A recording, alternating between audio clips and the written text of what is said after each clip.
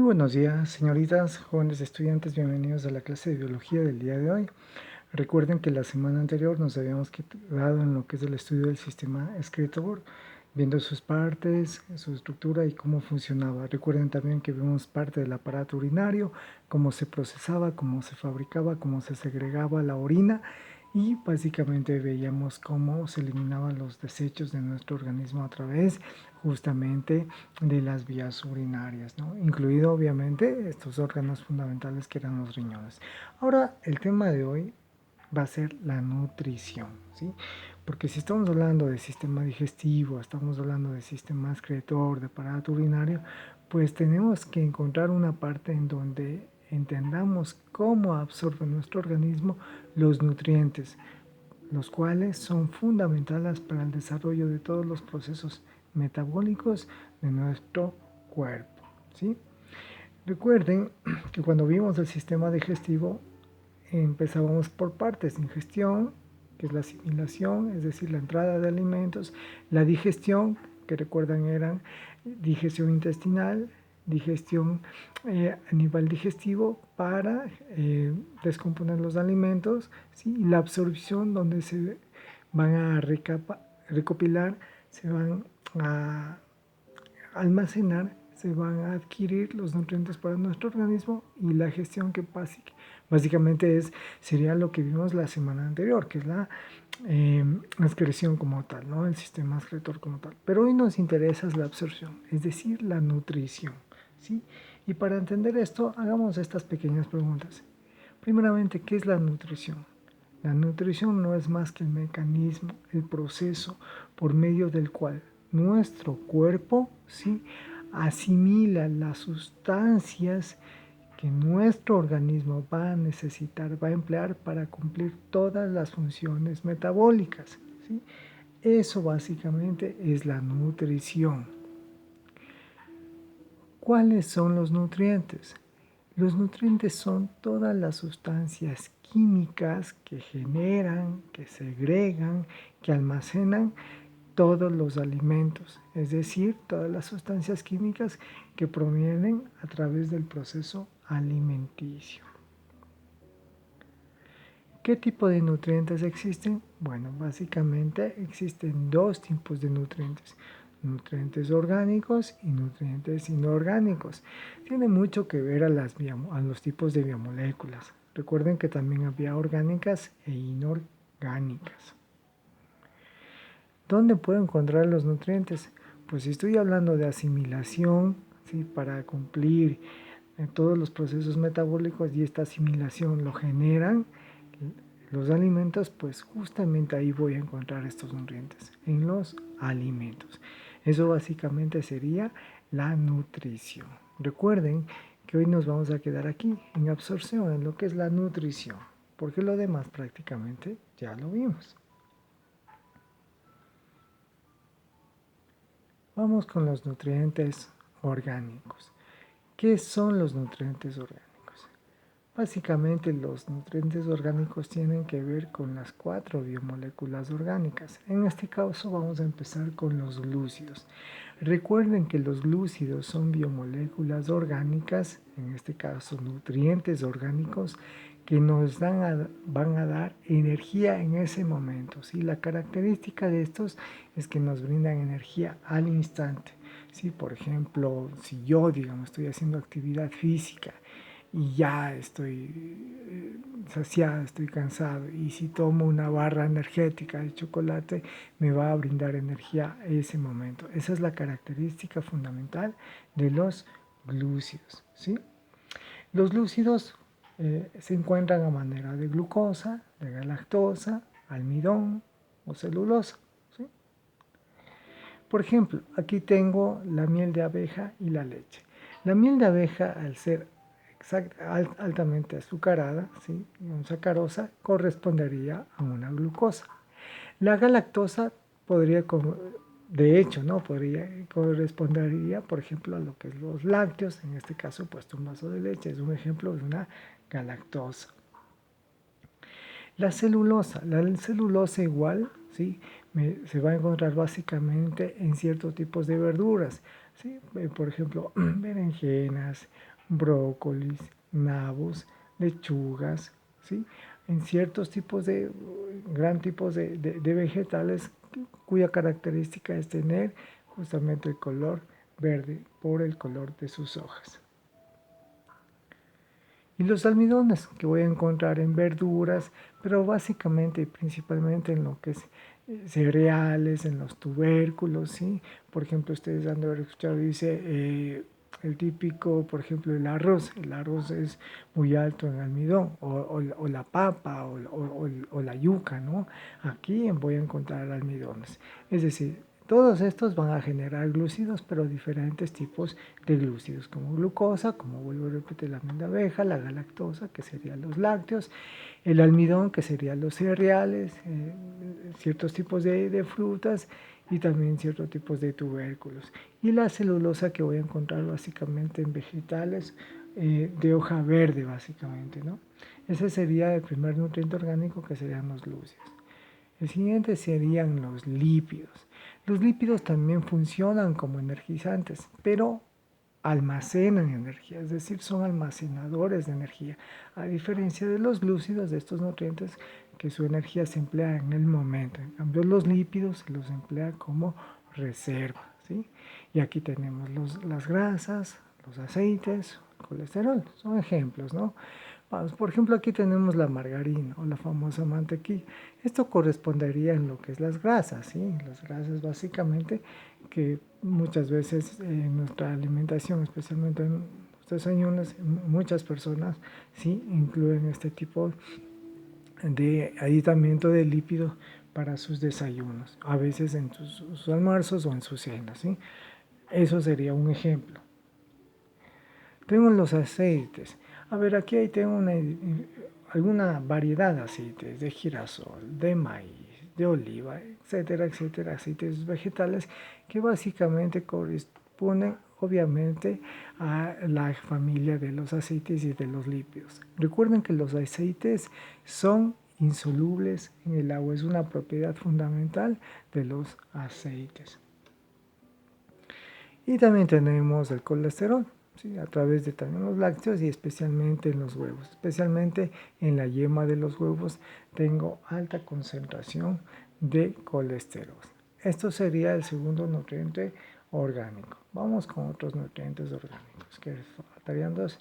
Las proteínas. A ver, tengo alrededor de un promedio de 20 proteínas distribuidas en mi organismo, en nuestro organismo, el cual va a ayudar a cumplir diferentes funciones. Voy a poner como ejemplo estas proteínas que tengo a continuación. Estas 4 proteínas: insulina, elastina, fibrina y colágeno. ¿Quién no ha escuchado especialmente este último, no?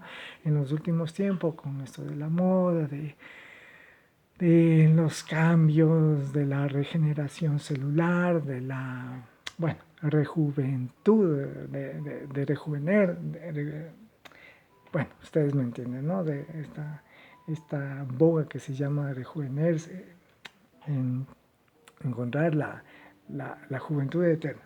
Bueno, básicamente las proteínas voy a encontrar en una gran variedad prácticamente de alimentos, especialmente si en verduras, en vegetales, en frutas, que es la característica fundamental. Vamos escribiendo uno de estas cuatro proteínas. Vamos por acá, la insulina. La insulina básicamente es una proteína que coadyuva, contribuye a regular los niveles de glucosa en la sangre, es decir, permitiendo que la glucosa no aumente, no suba su nivel a nivel sanguíneo, y así evitando enfermedades como una de las más conocidas y tristemente famosas, que es la diabetes.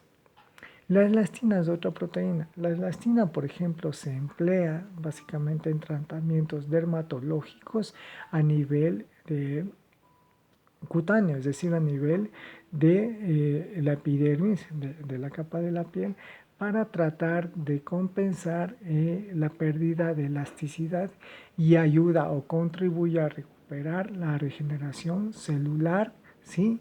Eliminar células muertas para regenerar la piel de una manera más óptima, y se lo emplea, como lo acabo de decir hace pocos instantes, en tratamientos dermatológicos, ¿sí? La fibrina. La fibrina es una proteína muy fundamental porque tiene que ver directa y principalmente con nuestro sistema sanguíneo, especialmente con los trombocitos o las plaquetas.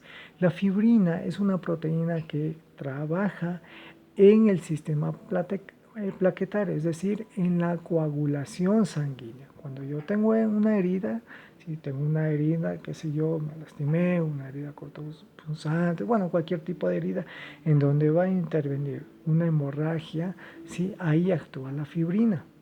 En el momento que se produce una hemorragia, yo tengo tres tipos de células sanguíneas que son leucocitos, eritrocitos y trombocitos. Los trombocitos, en pocas palabras, son las plaquetas. ¿Ya? Los leucocitos, los glóbulos blancos, y los eritrocitos, los glóbulos rojos. Pero los que cumplen la función de realizar un tapón, de ver que la sangre no siga yéndose, es decir, no tenga hemorragia, son los trombocitos. Esta función de coagular la sangre tiene mucho que ver con la ayuda de esta proteína llamada fibrina. Por otro lado, tengo el colágeno. Es otra proteína que me ayuda básicamente a la regeneración del tejido muscular, cartílagos, tejido óseo en general, tejido epitelial, es decir, a la regeneración y la reconstrucción de tejidos y órganos, ¿no? Bueno, obviamente en el mercado últimamente ustedes habrán escuchado que hay productos que ofrecen colágeno, pero realmente el colágeno que se emplea en estos productos muy poco tiene que ver realmente con el colágeno que nuestro cuerpo, ¿sí? Produce o va a generar de forma natural y que lo voy a encontrar básicamente en los alimentos, ¿sí? Por ejemplo, alimentos como las acelgas, los nabos, es decir, vegetales básicamente de hojas grandes verdes. Aguacate es un importante productor de no solo de colágeno, sino también de insulina. La espinaca es muy bueno, por ejemplo, para generar proteína de elastina. Sí, las frutas, cereales también tienen mucho que ver con la fibrina. ¿De acuerdo? Este sería otro nutriente orgánico que serían las proteínas. Otro nutriente orgánico serían las vitaminas. ¿Quién no ha escuchado de las vitaminas? ¿No es cierto? Tengo diferentes tipos de vitaminas, pero por ejemplo voy a mencionar una de las más conocidas, las vitaminas A, la C y la K. La vitamina C, la A y la K, básicamente voy a encontrar, en el caso de la vitamina K voy a encontrar una serie de verduras, de frutas, de hortalizas y cumplen un papel fundamental a nivel de sistemas, ¿sí? Circulatorio, sistema respiratorio, sistema muscular, sistema óseo, cumplen un papel fundamental. La vitamina A, caracterizada por los lácteos, sí, los lácteos, toda la familia de los lácteos, los huevos, los cereales, también contribuyen un papel fundamental también en el sistema sanguíneo, el sistema respiratorio, el sistema muscular y coadyuvan a la regeneración de tejidos, ¿sí? Y la vitamina C que encuentro en gran cantidad de verduras, de vegetales, de hortalizas, pero principalmente en las frutas y predominan en los cítricos. Esta vitamina contribuye notablemente a elevar los niveles de glóbulos blancos, que son las células sanguíneas que contribuyen a optimizar el sistema inmunológico del cuerpo humano, es decir, ayudan a elevar los niveles inmunitarios en el organismo, cuya función es repeler las enfermedades o elementos infecciosos que tratan de contaminar nuestro cuerpo. ¿De acuerdo? Ahora bien, los nutrientes inorgánicos básicamente nos quedamos con el principal. Bueno, todos son importantes, pero hablando de los inorgánicos, el agua, ¿verdad? El agua es un nutriente inorgánico y tiene que ver directamente con una biomolécula inorgánica que es el agua. Sus beneficios, aparte de los que están ahí, que es aliviar la fatiga, evitar el dolor de cabeza y las migrañas, ayuda en la digestión y evita el estreñimiento, ayuda a mantener la belleza de la piel, regula la temperatura corporal, ¿sí? Y fundamentalmente cumple el papel de hidratar, El momento que yo hidrato, ayudo a desarrollar un proceso de digestión y de excreción adecuados, ¿sí? Y de excreción adecuados, recuerden que mucho tenía que ver el agua, ¿sí? en el proceso de excreción. Así eliminamos toxinas y desechos de nuestro cuerpo. Recuerden que en los riñones donde se producía la orina, mucho tenía que ver el flujo sanguíneo. Y si yo bebo una cantidad importante de agua, que más o menos estamos hablando de 8 vasos de 200 mililitros, voy a contribuir a eliminar esas sustancias de desecho. Entonces el agua sería un nutriente inorgánico. Bien, las calorías y la pirámide alimenticia. Bueno, ustedes han de haber escuchado que normalmente se habla de las calorías, cuántas calorías se consume y todo eso. Bueno, las calorías normalmente una persona de edad promedio debería de consumir entre 1900 a 2200 calorías, ¿sí? Se puede llegar también hasta unas 2300, pero lo importante es quemar esas calorías. Pero han de haber escuchado el término kilocalorías. Kilocalorías no es más que kilo de 1000, obviamente, y calorías de las calorías. Es decir, una kilocaloría sería 1000 calorías. Kilocaloría es directamente proporcional a 1000 calorías. Entonces, por eso se habla de consumir, ¿sí? 2000 kilocalorías en promedio al día, 2000, 2200, 2300. ¿Dónde encuentro las kilocalorías o cómo asimilo kilocalorías? A través, obviamente, de la alimentación. Antes las pirámides de las alimenticias no contaban con el vaso de agua, ahora ya lo ponen. Y miren la tendencia. Dice, con mayor frecuencia usted debe consumir estos alimentos, ¿sí? Va subiendo. Y los alimentos de menor frecuencia son los alimentos, por ejemplo, las grasas, los dulces, los que tienen un poquito más de frecuencia, sí, lácteos, frutos secos, carnes, pescados, granos, con más frecuencia, aún más todavía, verduras, frutas y con mayor frecuencia los cereales. Así distribuyo de mayor a menor frecuencia. Obviamente, si dejar a un lado el agua.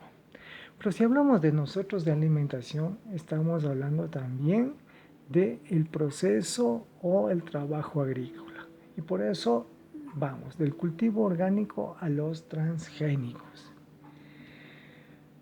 ¿Qué es un cultivo orgánico? Un cultivo orgánico es aquel cultivo que es desarrollado en formas naturales, sin afectación del producto como tal, sin afectar bioquímicamente al producto como tal, sin alterarlo.